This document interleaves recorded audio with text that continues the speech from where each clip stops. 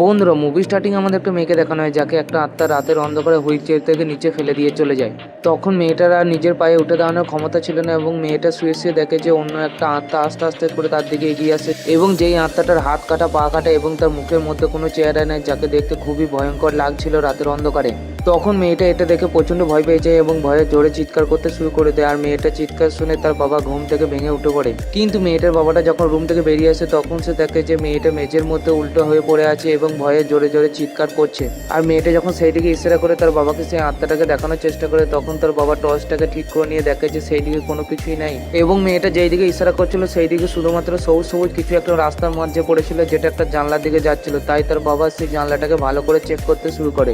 আর মেয়েটার বাবাটা যখন সেই জানলাটাকে খুলে চেক করে তখন সে দেখে যে মানুষের মতো কিছু একটা যেন জানলাটাকে ভেঙে পড়ে আছে রাস্তার মাঝখানে। কিন্তু জানলাটি দিয়ে যখন সেই মেয়েটা উঁকি মারে সেই জিনিসটাকে দেখার জন্য, তখন সেই আত্মাটা আবার ফিরে আসে এবং মেয়েটার হাত ধরে তাকে জানলা দিয়ে নিচে টানতে শুরু করে। বন্ধুরা, ভিডিওর পার্ট 2 দেখার জন্য ভিডিওটাকে লাইক করে চ্যানেলটাকে সাবস্ক্রাইব করো আর কমেন্ট বক্সের মধ্যে পার্ট 2 লিখে দাও। ধন্যবাদ।